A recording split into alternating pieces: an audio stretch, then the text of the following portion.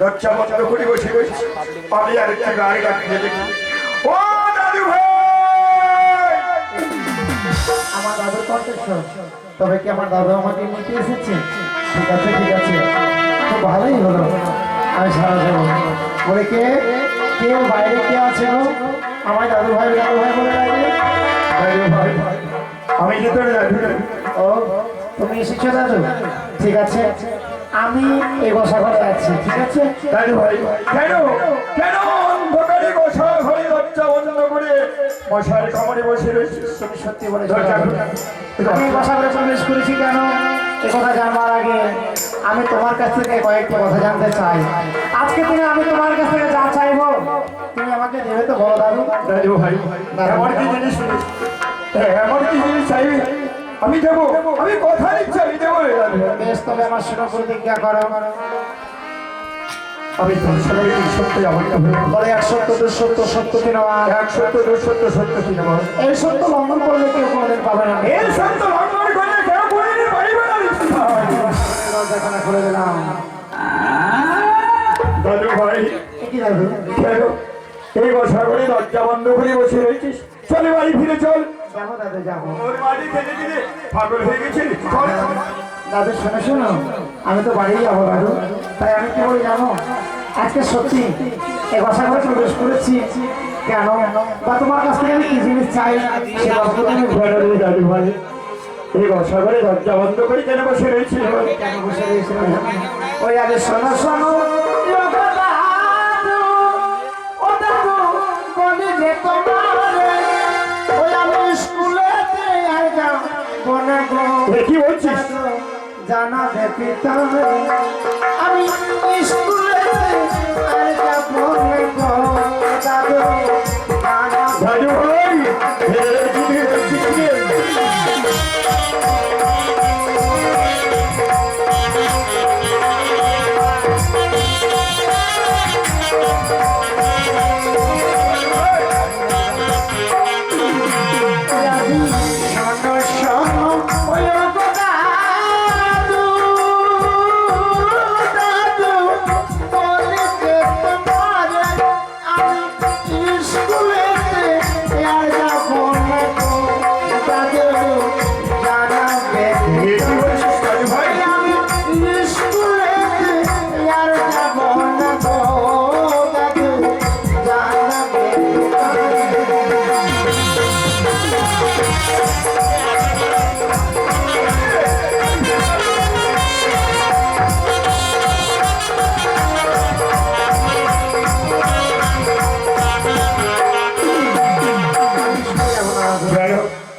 স্কুলে যাবে না? বলে আমি কেন যাবো না জানো না? আর স্কুলের ওই লেখাপড়া দাদু না লাগে যে ভালো, ওই আমি লেখাপড়া আর করবো না গো দাদু। জানা বেপিত ওই আমি লেখাপড়া আর করবো না গো দাদু। জানা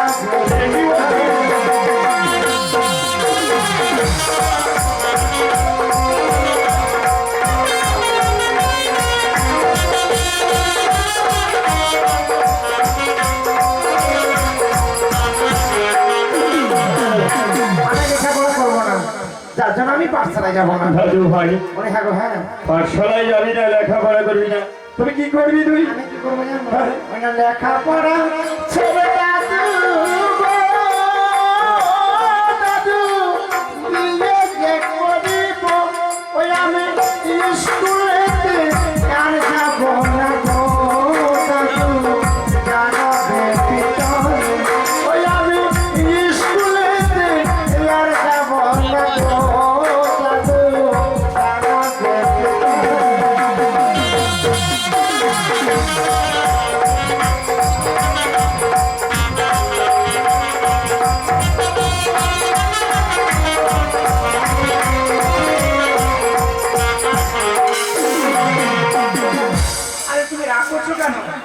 দাদু ভাই, স্কুলে যাবি না, লেখাপড়া করবি না? তোর কি বিয়ের বয়স হয়েছে? এখনো তো মুখ থেকে দুধের গন্ধ যায়নি। তোর বিয়ের বয়স হয়নি রে পাগল। আমি বিয়ে করবো। তো বলছি তোর বিয়ের বয়স হয়নি। আমি বিয়ে করবো। না, তোর বিয়ে ভালো যাবে না, তুমি আমার বিয়ে দাও না। বিয়ে দেওয়া যাবে না। এই বয়সে বিয়ে করতে হয় না রে পাগল। না দাদু, আমি বিয়ে করবো। বলছি এই বয়সে বিয়ে করতে হয়নি। তাহলে কি তোমার মতো বুড়ো হবো তখন? আমার হয়তো বুড়ো হইতে হতো না। তাহলে তুমি আমার বিয়ে দেবে না কেন? আমি বিয়ে করবো, আমি বিয়ে করবো দাদু, আমি বিয়ে দাও। আমার দাদু ভাই পাগল হয়ে গেছে। দাদু ভাই তোর বয়স হোক রে, তোর বিয়ে তো না, আমি বিয়ে করবো। আরে হস্তে ধরি পায়ে পড়ি দাদু, বলিতে তোমারে আমি বিয়ে কেন করবো দাদু গো, দাদু জানো ব্যতীত আমি বিয়ে কেন করবো দাদু গো, দাদু জানো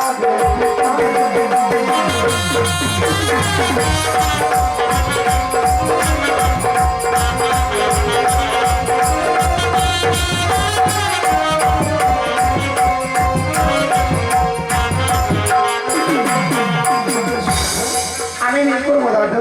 দাদু ভাই তুমি শোনো না, আমি তোর সঙ্গে সত্যতা করেছি তাই না? শোনো দাদু। তবে শোনো দাদু, আমি যদি মেনে নিই, তোর পিতা যদি না মানে তাহলে কি করবো? সত্যি বলেছো, আমার পিতা এই কথা কখনোই মেনে নেবে না। আমি জানি আমার পিতা যখন মেনে নেবেই না, তখন একটি কথা বলবে। লোকায় প্রবেশ করেছিল বাসা ঘরে, সে শুধু বিয়ে বিয়ে বিয়ে ছাড়া অন্য কিছু চায় না। বিয়ের জন্য পাগল হয়েছে, বিয়ের জন্য উন্মাদ হয়েছে, তার জন্য বাসর আজ এই গোসা ঘরে প্রবেশ করেছে। গোসা ঘর থেকে বের হওয়ার জন্য আমার সঙ্গে অঙ্গীকার করেছিল, তার বিবাহ যদি না দেওয়া হয়, তার এই সুন্দর প্রান্ত বিসর্জন দেবে গঙ্গার জলে। কখনোই বিনাশ করে দাদু, শুধু এই কথাটি বললে আমার পিতা নিশ্চয়ই বিয়ের ব্যবস্থা করবে। তাই তুমি দেরি না করে আমার পিতাকে গিয়ে সুসংবাদ দেবে। আমি মায়ের কাছে যাচ্ছি। দাদু ভাই যা, তোর মাকে দেখে দে, পাগল হয়ে গেছে। আচ্ছা না, আমার দাদু ভাই লেখাপড়া বাদ দিয়ে বিয়ের জন্য বিচলিত হয়ে পড়েছে। আমি একথা আমি সদাগর বাবুকে না বললে হয়তো আমার দাদু ভাই প্রাণ বিসর্জন দেবে সাগরে জলে। না, আমি আর বিলম্ব করবো না, এবারে আমি সদাগর বাবুর কাছে নিয়ে যাবো।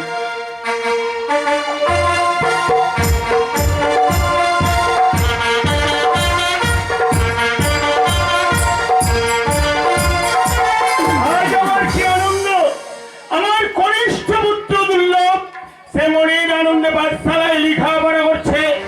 সেই লেখাপড়া করে উচ্চ শিক্ষিত হয়ে আমার এই চম্পলার বুকে মাথা তুলে দাঁড়াবে। সেই হবে আমার অদূর ভবিষ্যৎ, সেই হবে একদিন আমার অবর্তমানে এই বিশাল চম্পলার অধীশ্বর। হলো না, হলো না, হলো না, তোরা সাবন মন্ত্রী কাকা, সদাগর বাবু, আমার আশা পূর্ণ হলো না, কিন্তু কেন? সদাগর বাবু, আজ আমি ভয়ে বলবো না, ভয়ে বলবো আপনার কাছে বলবো। মন্ত্রী কাকা, আপনি আমার পিতৃ সমতুল্য, আমার পিতার অবর্তমানে আমি আপনাকেই আমার পিতৃ আসনে বসিয়েছি। আপনার আপনার ভয় কিসের? আপনি আমার কাছে যা কিছু সব নির্ভয় বলে। সদাগর বাবু, আজ আমি যদি আপনার কাছে না বলি হয়তো আপনি বুঝতে পারবেন না। আমার দাদু ভাইকে আমি পাঠশালায় ভর্তি করেছিলাম। সে তো আমারই আদেশ। পাঠশালাতে ভর্তি করার পর আজ আমার দাদু ভাই পাঠশালাতে না ফিরে ওই গোসা ঘরে প্রবেশ করেছে। না, এ হতে পারে না। আমার পুত্র লক্ষ্মীন্দর সে আজ গোসা ঘরে। জি মন্ত্রী কাকা, এ কথা শুনবার পর আমার উঁচু মস্তকটা নিচু হয়ে গেছে। লজ্জায় আজ আমি কারো সামনে হয়তো আর মুখ দেখাতে পারবো না।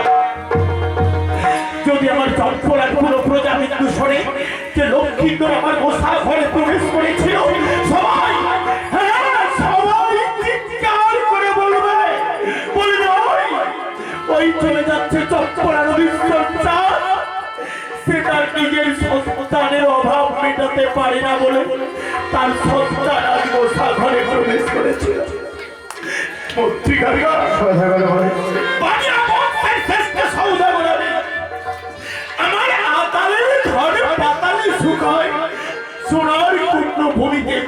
ভাইয়া, আমার সন্তানের কিসের এমন অভাব রয়েছে যা আমি পূর্ণ করতে পারিনি বলে সে আজ বসা ঘরে প্রবেশ করেছে। সদাগরের ভাই সাহেব, অভাব রয়েছে। অভাব রয়েছে? আমি লেখাপড়া বাদ দিয়ে আজকে বিয়ের জন্য বিচলিত হয়ে পড়েছে।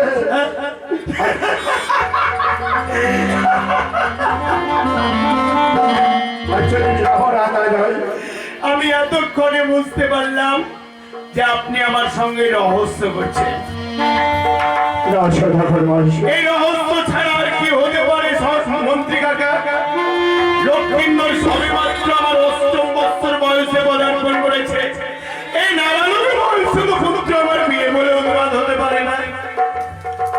সদাগর ভাই সাহেব, এ কথাও বলেছিলাম যদি তাকে বিবাহ না দেওয়া যায়।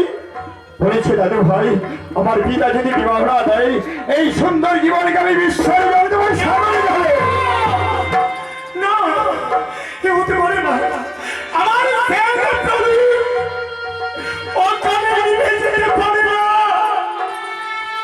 মন্ত্রী কাকা, আপনি বলতে পারেন, আপনি বলতে পারেন কেন কেন এই আমার বংশের পুত্র আমার বিয়ে বলে অনুমান হলো? কে কে তুলে দিল তার কণ্ঠে এই বিয়ের মহামন্ত্র? সদাগর মহাশয়, এই কথা সত্য। এই বিয়ের কথা স্মরণ, হ্যাঁ মনে পড়েছে, এই বিয়ের কথা স্মরণ করেছে হয় ওই ওই বেটি কালী, ওই বেটি কালী। আপনি ঠিকই বলেছেন মন্ত্রী কাকা, আপনি ঠিকই বলেছেন। একদিন লক্ষ্মীন্দর পাঠশালা থেকে ফিরে এসে আমাকে বলেছে যে ওগো পিতা, আমি আর কোনোদিন পাঠশালায় লেখাপড়া করতে যাব না। আমি তখন লক্ষ্মীন্দরকে জিজ্ঞাসাও করেছিলাম, কেন রে এই নাবালক বয়সে তুই লেখাপড়া করবি না কেন? ও আমাকে কাঁদতে কাঁদতে বলেছে যে ওগো পিতা, আমি পাঠশালা থেকে যখন বাড়ি ফিরে আসি প্রত্যেক ধাত্রী বাবাকে বাবাকে জড়িয়ে ধরে রক্ষণ করেন কেন? আমি তৎক্ষণাৎ ভাবলাম নিশ্চয়ই আমার লক্ষ্মীন্দরের প্রতি ধাত্রীমার কোনো লোভ রয়েছে। সঙ্গে সঙ্গে ধাত্রীমাকে আমার রাজগৃহে আয়োজন করলাম। আমি যখন ধাত্রীমাকে জিজ্ঞাসা করতে লাগলাম যে বলুন তো ধাত্রীমা, আপনি বলুন তো কেন প্রতিমা আপনি আমার লক্ষ্মীন্দরকে বক্ষে জড়িয়ে ধরে রক্ষণ করেন? ধাত্রীমা আমার কোনো কথার জবাব দিতে চাইলেন না। আমি আমি যখন তাকে বেত্রাঘাত করতে লাগলাম তখন ধাত্রীমা আমার বেত্রাঘাত সহ্য করতে না পেরে কাঁদতে কাঁদতে ঘোড়ায় লুটিয়ে পড়ল আর বলল, সৌরভের মহাশয়, দাদর বৎসরের মধ্যেই লক্ষ্মীন্দরের বিবাহ হবে। ওই পাত্তার আগে নাকি আমার লক্ষ্মীন্দরকে বংশ। এ কথা বলতে বলতেই ধাত্রীমা আমার চণ্ডী মণ্ডপের সামনে শিলাই পরিণত হয়ে গেল। আমার আজও মনে পড়ে মন্ত্রী কাকা, রাজপ্রাসাদ ছেড়ে এসে যখন চণ্ডী মণ্ডপের সামনে শিলাই তুমি দর্শন করি বারবার মনে পড়ে যায় সেই দুলারি ধাত্রীমার কথা। আপনি বলুন, আপনি বলুন, সব কিছু জানবার পরেও আমি কি করে দ্বাদশ বৎসরের মধ্যেই লক্ষ্মীন্দরের বিবাহ দেব? সদাগর মহাশয়, যখন আপনার পিতার আমল থেকে মন্ত্রী করছি, আমার কাছে একটি বুদ্ধি রয়েছে। এই বিয়ে ভোলানো বুদ্ধি একটি রয়েছে। আপনি পারেন? হ্যাঁ, একটি বুদ্ধি আমি পেয়েছি। এই মধ্যে যদি গণেশ শহরে যাই, ওই গণেশ শহরে রয়েছে গিরিবাজি ভাইরা, ওই পায়রা নিয়ে এসে যদি আমার দাদু ভাই হস্তি তুলে দেওয়া হয়, সেই পায়রা নিয়ে খেলাধুলা করতে করতে বিয়ের কথা ভুলে যাবে আর দ্বাদশটি বৎসরই পেরিয়ে যাবে। লক্ষ্মীন্দর নাবালক, পায়রা পেলে বিয়ের কথা ভুলে যাবে। আমার সে পাঠশালায় লেখাপড়া করবে, সে হয় উচ্চ শিক্ষায় শিক্ষিত। আমার বর্তমানে সেই হবে একদিন এই চঞ্চলের অধিষ্ঠা।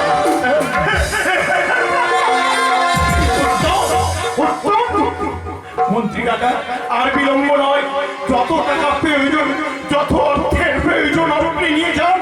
যেখানেই থাকবেই বিবাদ পাই না, তুই করে নিয়ে এসে আমার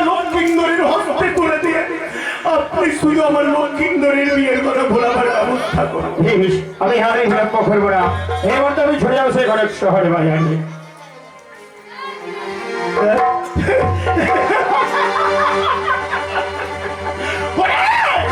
ওরে বেরি চাংমুড়ি কানি, তুই ভেবেছিস 10 বছরের মধ্যে আমার লক্ষ্মীন্দরের বিবাহ দিয়ে তুই তোর আলাদা আমার লক্ষ্মীন্দরকে ধ্বংস করবি, কিন্তু না, আমি তোর আশা কোনোদিনে পূর্ণ হতে দেব না।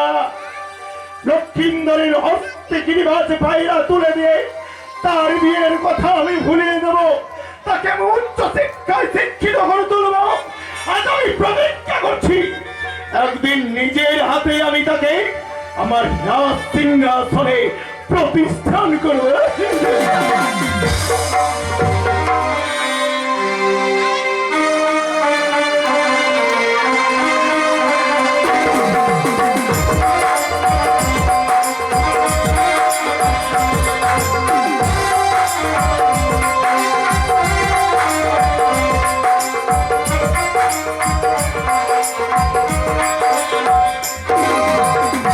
সত্যি ওরে পায়রা, আজকে সত্যি তোমাকে পেয়ে আমি সব কিছু যেন ভুলে গেছি।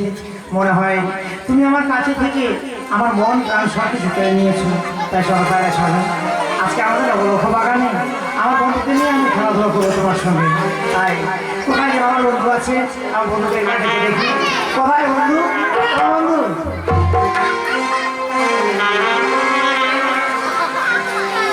আরে বন্ধু, আসতে বলো, বিলম্ব হলো যে। আচ্ছা বন্ধু, তুমি আমাকে ডাকছো কেন? আমি তোমায় কেন ডেকেছি জানো? এই যে আমার অস্ত্রে যে পায়রা আছে, এটা হচ্ছে গিরিবাজ পায়রা। আর এই পায়রা দেখবে আমার সঙ্গে কথা বলবে, এই পায়রা উড়বে। বন্ধু, হ্যাঁ বলো। আর ভাইরা নয়, পায়রা। বলে হ্যাঁ, মা খুব সুন্দর পায়রা।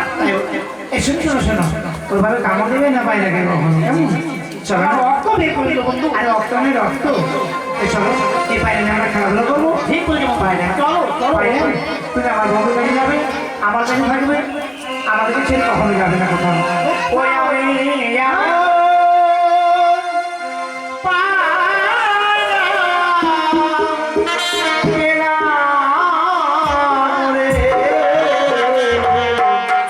সে পায়রা কত কথা কত কথা ওই আমি পায়রা পেলাম, পায়রা পেলাম সে পায়রা কত কথা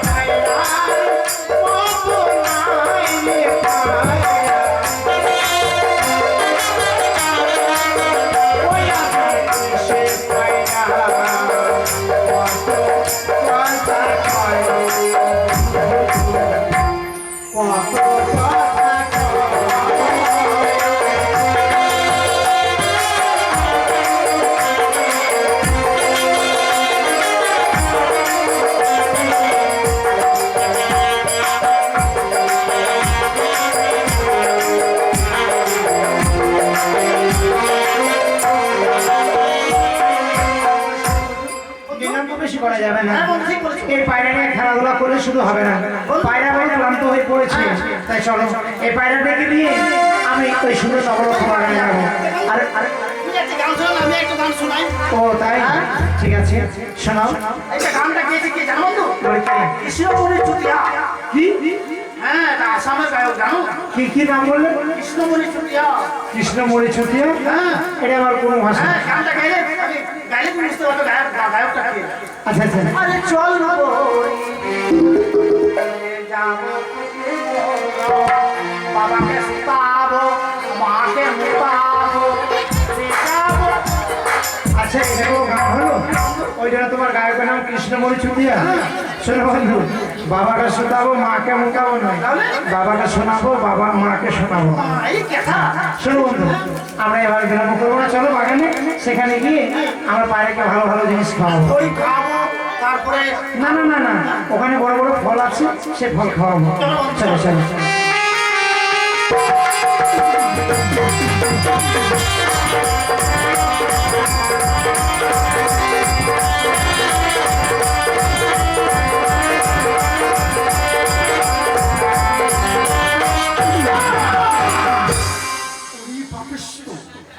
আজ তোর দুর্লভ লক্ষ্মীন্দরী বক্ষমাজ রক্ষায় পড়েছে, মধুরনবী কাম্বান হয়েছে দুর্লভ লক্ষ্মীন্দরী মহারাজের মাতা।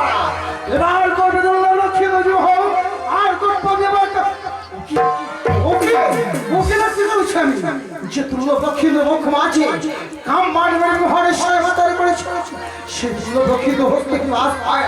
তবে কি লক্ষ্মীন্দরী বিবাহ কথা ভুলে গেছে? আমি কি পারবো দুর্লভ লক্ষ্মীন্দরী বিবাহ করাতে? আমি যে এমনি ভাবে জলে পড়ে ছাড় হয়ে যাবো না। আপত্তি আমার দিলে ওই দিদিকে আমি স্মরণ করবো। বুদ্ধির অধিকারী তোমার বুদ্ধি দুর্লভ বিশ্ব হই। বুদ্ধি অধিকারী আমার প্রতি তুই আমি জয় বেশি করি কেন আমায় দেখেছিস? আজ আমি বড় বিপদে পড়ে তোমায় স্মরণ করেছি। এমন কি বিপদে পড়ি? শোনো তো পৃথিবী তোমার কর্ণপতি, আমি বলছি আজ আমার দুঃখের কথা তোমার নিকটে। প্রতিদিনে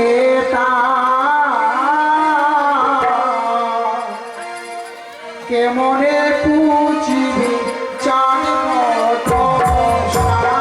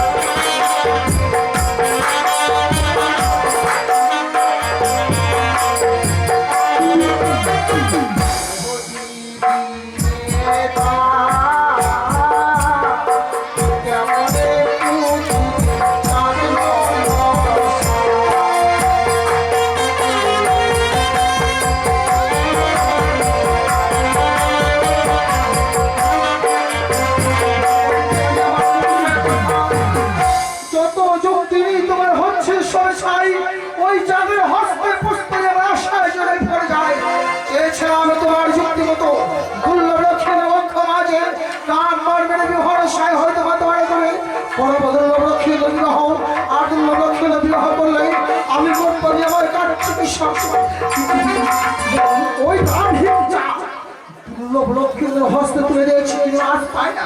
আর ওই পায়রা পেয়ে দুর্লভ লক্ষ্মীদের বিবাহ কথা নিমিষের মধ্যে ভুলে গেছে। আমি যে আর কোনোদিন লক্ষ্মীদেরকে বিবাহ করতে পারবো না। আর বিবাহ না করতে পারলে আমি যদি পারবো না বিশ্ববাদী বিশ্ব। আমার কাছে যুক্তি রয়েছে। কি যুক্তি রয়েছে জানিস কোন পর্দা? তুই হবি আমার বৌমা, আমি হব তোর শাশুড়ি মা।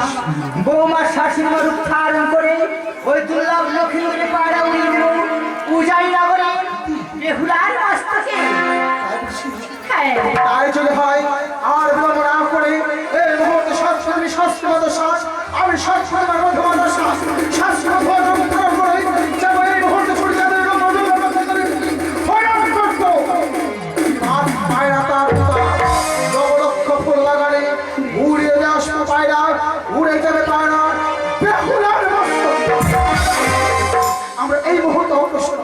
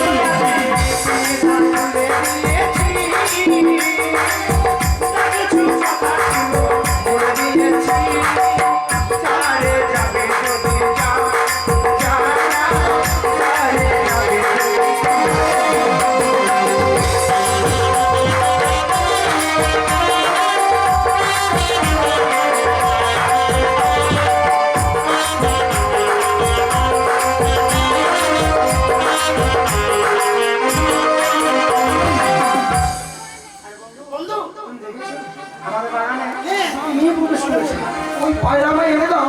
ওই পায়রা ছাড়া আমি বাঁচতে পারবো না। ওই পায়রা নিয়ে আমি খেলাধুলা করবো। হ্যাঁ, এই যে শোনো, এই যে বেলো